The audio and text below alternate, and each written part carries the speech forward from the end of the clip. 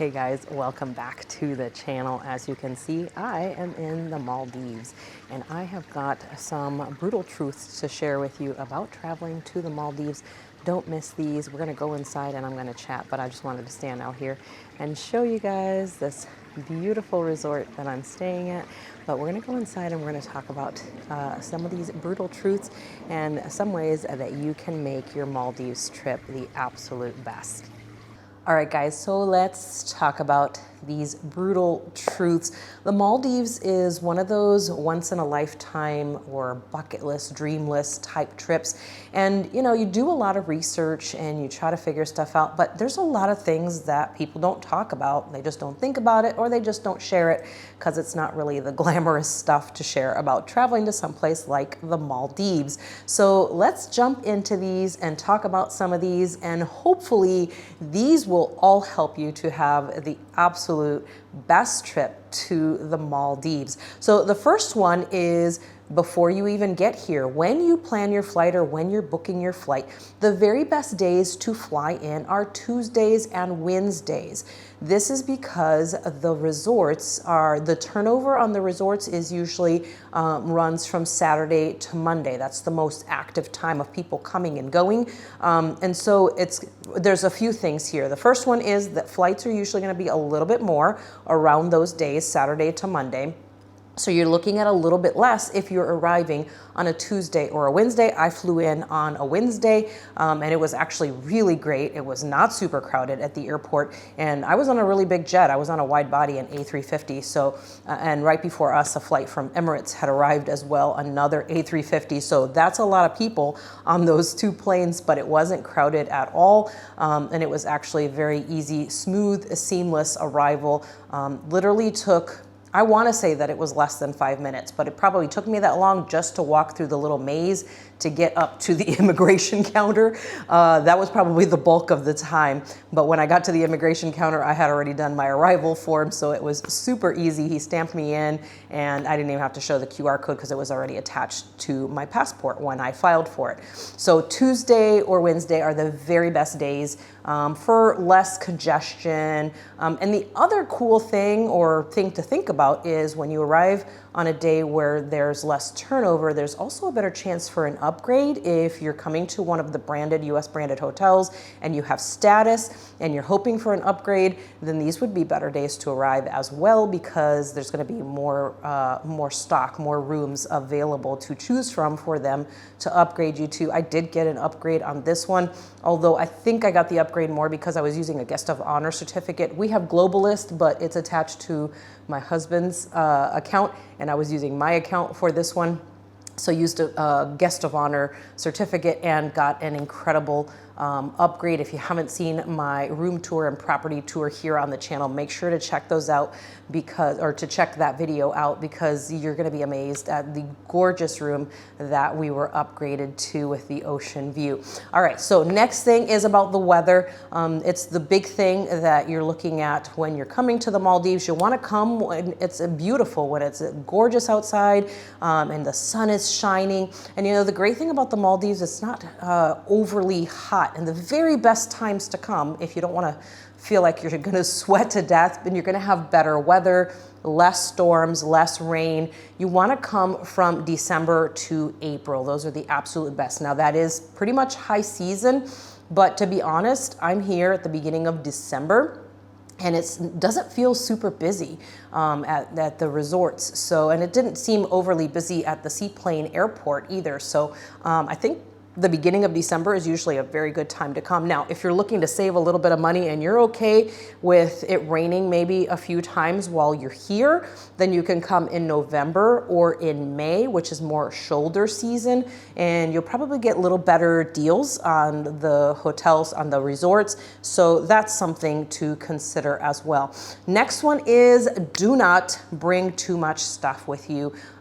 If you're coming here, so you're usually going to be on either a boat or a seaplane, and specifically if you're staying at a resort that requires you to be on a seaplane to get to it, they weigh everything at the airport. They weigh your hand luggage and they weigh your check-in bags. So make sure they don't weigh too much, because if they're overweight, yes, you can still come, but they do charge you by the kilo. So make sure you do not go over on your weight, because you are going to have to pay for that extra weight, because they have to have either extra fuel or they have to have fewer people or different things like that that come into play when you're flying on something like a seaplane. Speaking of seaplanes, a few things in reference to that. There's almost always an extra charge if you're staying at a resort that you need to take a seaplane to get to. There is an extra charge. Usually it's around $350 to $500 or $600. Could be more at some of the more expensive resorts or included in some resorts, but most of the resorts in general do have a fee for that seaplane. So know that you're going to have that on top of the cost of staying at the resort as well. And usually they say that on the website for each resort. They tell you that, there's a seaplane required, and usually they tell you how much it is. Sometimes they don't, but if you email them or text them, they'll let you know how much that charge is. And also, speaking of seaplanes and boat rides, you're going to have to take a seaplane or a boat or both to get to your property. Like I did, I had to take a seaplane and then a 10-minute boat ride. And I am very prone to motion sickness, so I made sure that I had taken something before I was on it, because our seaplane, when we took off from Male, it's about a 45-minute seaplane ride to where we get the boat to come to this resort, to the Standard.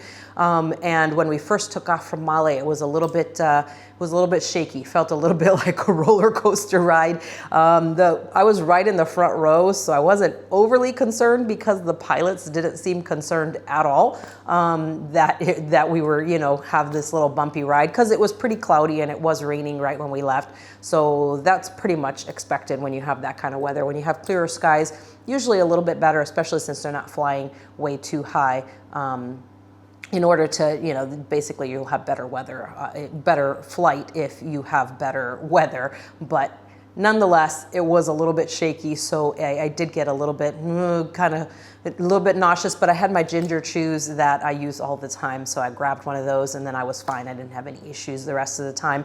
Just felt a little bit funky because of the, bumpiness of the ride getting up into the air when we first took off from Male. So just know that if your resort requires either the seaplane or the boat, which pretty much everyone will, even if you went to just a local island, you're going to need to take a boat or a seaplane. So just know, if you're prone to motion sickness like me, take something and enjoy the ride. Don't let that hold you back. One thing also is I did fly in one day early from when I was checking into my resort. So I stayed at the Hule Island hotel, which is literally 3-4 minute drive from the airport. You could walk there if you wanted to, but if you have your luggage, you probably don't want to walk in the sun with your bags. So the hotel actually had a shuttle, and when I landed, I called them and they came and picked me up. The guy was at the airport, and I think he was already there, maybe waiting for other people. So it was very easy to get the shuttle and headed over to the hotel.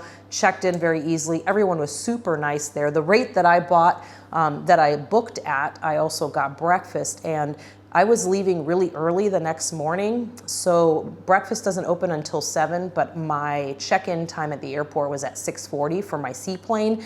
And so they called me, once I checked into my room, they called me and they said, hey, you get breakfast, you paid for breakfast, but breakfast doesn't start till 7. Can you come down at 6 and we'll have some breakfast for you? And so I did. I came down at 6 a.m. and they had a breakfast prepared for me.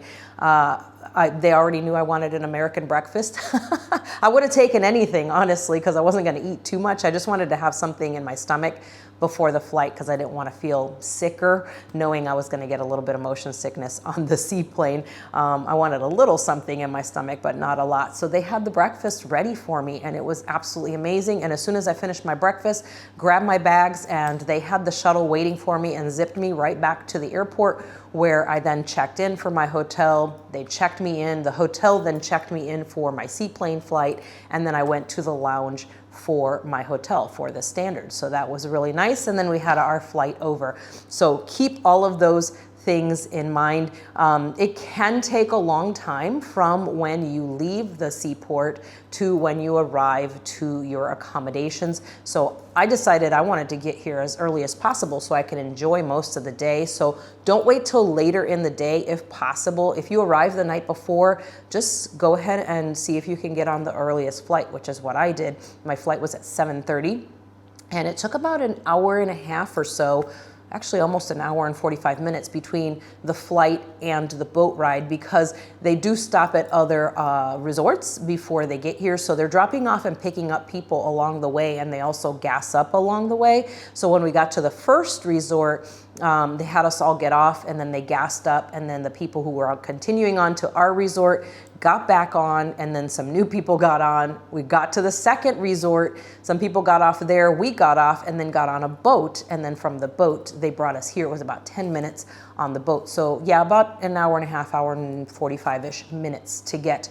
to our hotel. So check on that as well, because it's going to be a little bit different with each one. And that way, when we got here, we checked in.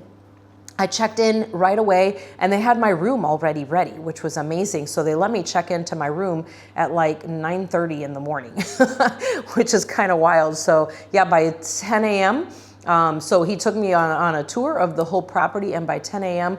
I was into my room here and already enjoying the beauty. I was in the Indian Ocean, checking out the reef outside my room, and swimming in my pool. So that was really nice. So try to get on those earlier flights. I know it's hard at first, but when you get here and you have access to your room super early, it's going to be amazing, because then you don't waste your whole travel day, especially if you're coming as just like a vacation of a lifetime from, say, someplace like the US or from Europe. It's going to be a long travel. It's going to be a long travel experience. Probably take you 2 to 3 days to get here. So if you can book that early morning seaplane flight, then you'll get the most out of that whole first full day when you get to your resort.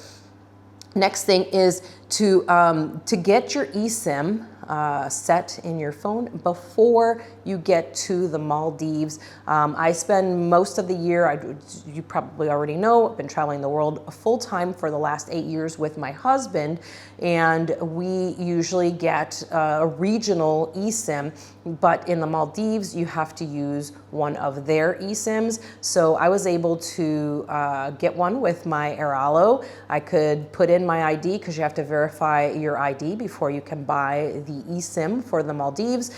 Did that right through the Airalo SIM, the Airalo app, and they verified it for me. And then I have a Maldives phone number. I can do text. And it's good for 10 days, which I'm here for 8. So that's perfect. So I get quite a bit of text, quite a bit of data, and I do get I think 30 minutes of phone calls. I'm not going to make any phone calls. The only phone call I needed to make was to my hotel to send the shuttle to come and get me. So it was perfect. When I landed, I turned my phone off of airplane mode, and it was working instantly, which is pretty amazing. So make sure you do that ahead of time. I do have a discount code. If you've never used Airalo before, there is a discount code. I'm going to put it here up on the screen, and I will also have a direct link right to the Airalo app to get that $3 discount as well, which comes in handy. It's one of the best ways to stay connected when you're traveling overseas. So guys, hopefully this has been extremely helpful to you.